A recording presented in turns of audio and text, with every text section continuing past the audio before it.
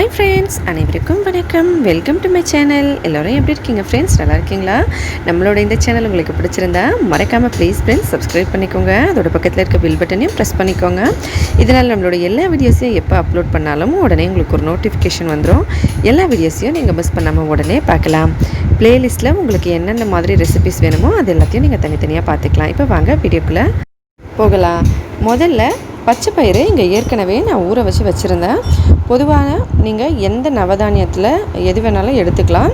நல்லா ஊற வச்சுக்கணும். இதை நான் கிட்டத்தட்ட ஒரு நைட்டில் ஊற வச்சு காலையில் செய்கிற மாதிரி ஊற வச்சுருந்தேன். இதில் ஒரு கடாயில் தண்ணி கொஞ்சம் வச்சுக்கலாம். அந்த தண்ணியில் இந்த பயிர் எல்லாத்தையும் சேர்த்துக்கலாம். நவதானிய பயிரில் நீங்கள் எது வேணாலும் ஊற வச்சது சேர்த்துக்கலாம். இதெல்லாம் உடம்புக்கு ரொம்ப ரொம்ப நல்லது. நம்ம தினமும் இந்த மாதிரி சமையலில் சேர்த்துக்கிட்டோம்னா புதுசாக ஒரு ரெசிப்பியை செஞ்சு சாப்பிட்டா எல்லாருக்கும் பிடிக்கும். இது கொஞ்சம் நேரம் வேகட்டும். ஒரு 2 நிமிஷம் அது வேகிறதுக்குள்ளே நம்ம ஒரு மசாலா ரெடி பண்ணிடலாம். 1 ஸ்பூன் சீரகம், 1 ஸ்பூன் சோம்பு, 1 ஸ்பூன் கடுகு, கொஞ்சம் இஞ்சி, ஒரு 2 காஞ்ச மிளகாய், இது எல்லாத்தையும் கொஞ்சமாக தண்ணி ஊற்றி நல்லா ஃபைன் பேஸ்ட்டாக அரைச்சி எடுத்துக்கலாம். இப்போ இது 2 நிமிஷத்தில் நல்லா வெந்துருச்சு பாருங்கள். இந்த மாதிரி ஒருவேளை நீங்கள் இப்போ கொண்டக்கடலை, காராமணி, அதுக்கப்புறம் எந்த நவதானியம் சேர்த்திங்கனாலும் சும்மா ஒரு 2 நிமிஷம் வேக வச்சா போதும். ஏன்னா நம்ம அதுக்கப்புறம் காய்கறிகள் சேர்த்து வேக வைக்க போகிறோம்.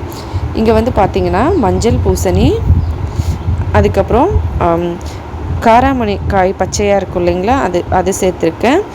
வாழைக்காய், உருளைக்கிழங்கு, சக்கரவள்ளி கிழங்கு, இதெல்லாம் நான் சேர்த்துருக்கேன். நீங்கள் விருப்பப்படி உங்களுக்கு பிடிச்ச காய்கறிகளை நீங்கள் சேர்த்துக்கலாம். உருளைக்கிழங்கு, கத்திரிக்காய், மஞ்சள் பூசணி, சக்கரவள்ளி கிழங்கு, வாழைக்காய், அதுக்கப்புறம் காராமணி, இதெல்லாம் நம்ம சேர்த்துருக்கோம். எல்லாமே ஒன்று தான் எடுத்திருக்கேன். பீன்ஸ், அதாவது பச்சை காராமணி இருக்குது இல்லைங்களா, அது ஒரு 3 இந்த மாதிரி கட் பண்ணி வச்சுருக்கேன். நீங்கள் பீன்ஸ் வேணாலும் எடுத்துக்கலாம்.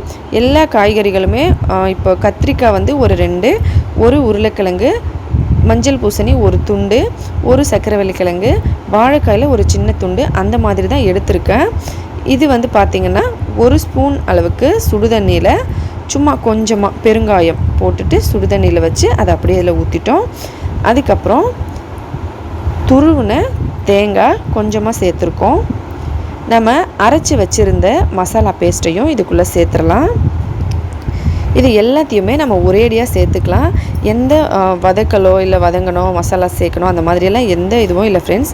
நம்ம ஒரேடியாக இந்த காய்கறிகள் எல்லாத்தையும் ஒன்றா போட்டு இந்த மசாலாவை இந்த மாதிரி ஊற்றிட்டு கொஞ்சமாக இந்த மசாலா அரைச்ச மிக்சியில் தண்ணி ஊற்றி நல்லா கழுவி இதோட ஊற்றிடலாம். ஊற்றிட்டு மஞ்சத்தூள், உப்பு சேர்த்துட்டு இதை மூடி ஸ்லோவான மீடியம் ஃப்ளேமில் வச்சு வேக வைக்க போகிறோம். அவ்வளோதான். ஸ்லோவான மீடியம் ஃப்ளேமில் வச்சு வேக வச்சோம்னா நமக்கு இந்த தண்ணியிலேயே காய்கறிகள் மொத்தமும் முழுசாக வெந்து வந்துடும். அதனால தான் நம்ம வாழைக்காய் சேர்த்தோம்னா எப்பவுமே கொஞ்சம் மஞ்சத்தூள் எக்ஸ்ட்ராவாக சேர்க்கணும். இல்லைன்னா வாழைக்காயினால் கருப்பு கலர் வர ஆரம்பிச்சிரும். அதனால் பாருங்கள், எல்லாத்தையும் ஒன்றா சேர்த்தாச்சு. இதில் 2 ஆப்ஷனல் இருக்குது. தேங்காவை கடைசியாகவும் போடலாம், இல்லைனா வேக வைக்கும் போது முதல்லையும் போட்டுக்கலாம். உங்களுக்கு பிடிச்ச மாதிரி நீங்கள் சேர்த்துக்கலாம். இந்த தண்ணி நம்ம மிக்ஸி ஏற்கனவே அரைச்ச மசாலாவில் கொஞ்சம் தண்ணி ஊற்றி அதையும் இதில் ஊற்றியாச்சு. இப்போ எல்லாமே சேர்த்தாச்சு. நான் இன்னும் கொஞ்சமாக மஞ்சத்தூள் சேர்க்குறேன். எதுக்காகனா நம்ம வாழைக்காய் சேர்த்துருக்கோம், கருப்பு கலர் வராமல் இருக்கிறதுக்காக கொஞ்சம் மஞ்சத்தூள் சேர்த்துட்டு இதை மூடி வச்சு ஸ்லோவான மீடியம் ஃப்ளேமில் வேக வைக்கலாம். ஒரு 7லேருந்து 10 நிமிஷத்துக்குள்ளே இது நல்லா வெந்துடும். காய்கறிகளும் தானியமும் நமக்கு நல்லா ஒன்றா சேர்ந்து வெந்து வந்துடும். அது வரைக்கும் நம்ம இதை தட்டு போட்டு மூடி வேக வச்சுக்கலாம். ஒரு 10 நிமிஷம் கழித்து பார்த்திங்கன்னா இந்த மாதிரி சூப்பராக ரெடியாக இருக்கும்.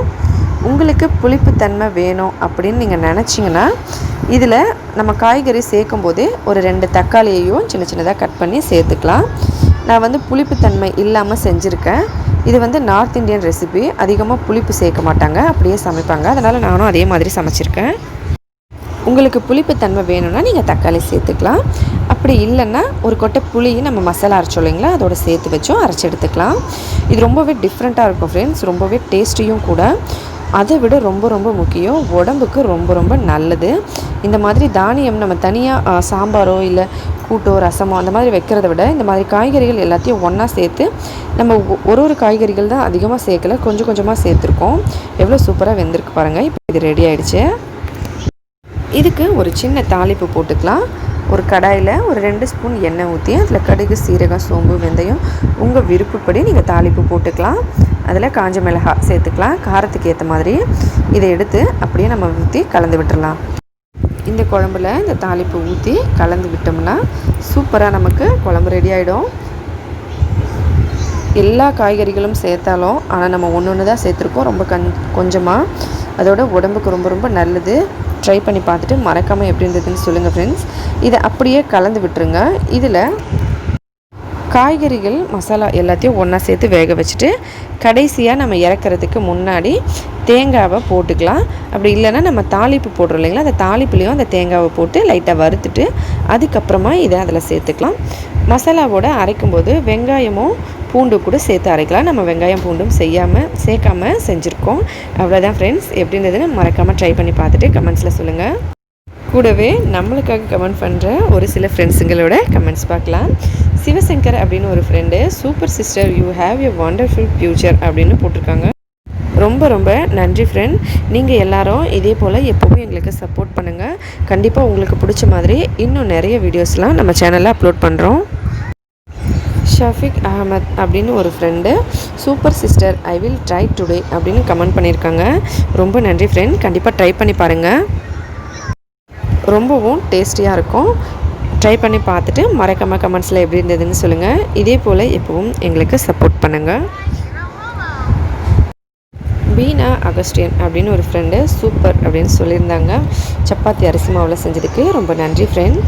சேப்பக்கிழங்கு குழம்பு செஞ்சுருந்தோம், அதுக்கு ஜெய் கணேஷ் அப்படின்னு ஒரு ஃப்ரெண்டு மிக அருமை அப்படின்னு சொல்லியிருக்காங்க. ரொம்ப நன்றி ஃப்ரெண்ட். நீங்கள் தொடர்ந்து நிறைய வீடியோஸில் கமெண்ட் பண்ணுறீங்க, ரொம்ப ரொம்ப நன்றி. இதே போல் சப்போர்ட் பண்ணுங்கள். கோகிலா பாலாஜி அப்படின்னு ஒரு ஃப்ரெண்டு, சூப்பர் டிஷ், தேங்க்யூ. நீங்கள் எங்கே இருக்கீங்க அக்கா? நீங்கள் எப்போதும் நிறைய வளையல் போட்டு இருப்பீங்களா, அழகாக இருக்குது அப்படின்னு சொல்லியிருந்தாங்க. ரொம்ப ரொம்ப நன்றி ஃப்ரெண்ட். உங்களுக்கு மட்டும் இல்லை, நான் நிறைய ஃப்ரெண்ட்ஸ்க்கு இதை சொல்லணும்னு நினைக்கிறேன் ஃப்ரெண்ட்ஸ். எல்லாருக்காகவும் பர்சனலாக நிறைய ஃப்ரெண்ட்ஸ் வந்து கேட்குறாங்க, எதுக்காக இவ்வளோ வளையல் போட்டிருக்கீங்க அப்படின்னு சொல்லி. ஒரு சில ஃப்ரெண்ட்ஸ் நல்லாயிருக்கு அப்படின்னு சொல்லுவாங்க. ஒரு சில ஃப்ரெண்டு மாசமாக இருக்கீங்களா அப்படின்னு கேட்பாங்க. ஆனால் இது வந்து ட்ரெடிஷ்னல் ஃப்ரெண்ட். நான் சவுத் இண்டியன், என் ஹஸ்பண்ட் வந்து நார்த் இண்டியன், ஒடிஷாவில் கல்யாணத்துக்கு அப்புறம் இந்த மாதிரி தான் வளையல் கையில் நிறைய போட்டுப்பாங்க. சவுத்தில் எப்படி தாலியோ, நார்த்தில் அந்த மாதிரி வளையலும் குங்குமமும். ட்ரெடிஷ்னலாக இருக்கணும் அப்படின்னு நினைக்கிறவங்க கண்டிப்பாக இந்த மாதிரி கையில் நிறைய வளையல் போட்டுப்பாங்க. அதோட குங்குமம் பெருசாக வச்சுப்பாங்க. இது வந்து ட்ரெடிஷ்னல், அதாவது பழக்க வழக்கங்கள். நார்த் சைடில் பொதுவாகவே எல்லோரும் ஃபாலோ பண்ணுற ஒரு பழக்கம். அதனால தான் நான் நிறைய வளையல் போட்டிருக்கேன். அழகாக இருக்குன்னு சொல்லியிருந்தீங்க, ரொம்ப நன்றி ஃப்ரெண்ட். அதோட நார்த் சைடில் வளையல் ரொம்ப ரொம்ப டிசைனாகவும் நல்லா ஸ்ட்ராங்காகவும் இருக்கும், பார்க்குறதுக்கே ரொம்ப சூப்பராக இருக்கும். கண்டிப்பாக சீக்கிரமாக நாங்கள் உங்களுக்கு வீலாக்ஸ்லாம் அப்லோட் பண்ணுறோம். தொடர்ந்து பாருங்கள். ஒடிஷா போன அப்புறம் நாங்கள் அப்லோட் பண்ணுறோம். அடுத்ததாக ஒரு friend, very good friend, I did this, it come out well அப்படின்னு சொல்லியிருந்தாங்க. ரொம்ப ரொம்ப நன்றி ஃப்ரெண்ட். நீங்கள் ட்ரை பண்ணிவிட்டு உங்களோட கமெண்ட் சொன்னதுக்கு. அடுத்ததாக ஒரு ஃப்ரெண்டு கொலுசு சுத்தம் பண்ணுற வீடியோ போட்டிருந்தோம், அதுக்கு செம்ம idea, I tried it, the result was amazing அப்படின்னு சொல்லியிருந்தாங்க. ரொம்ப ரொம்ப நன்றி ஃப்ரெண்ட். நீங்கள் ட்ரை பண்ணிவிட்டு உங்களோட கமெண்ட்ஸை ஷேர் பண்ணதுக்கு. நீங்கள் கமெண்ட் ஷேர் பண்ணதுனால இன்னும் பல ஃப்ரெண்ட்ஸும் இதை ட்ரை பண்ணி பார்ப்பாங்க. ரொம்ப ரொம்ப நன்றி. இந்த வீடியோ பிடிச்சிருந்தா லைக் பண்ணுங்கள், ஷேர் பண்ணுங்கள், மறக்காமல் சப்ஸ்கிரைப் பண்ணிக்கோங்க. இதே போல் இன்னும் பல வீடியோஸ் எல்லாம் பார்க்குறதுக்காக ஹெல்த்தியாக சாப்பிட்டு சந்தோஷமாகவும் சேஃபாகவும் இருங்க. நன்றி, வணக்கம்.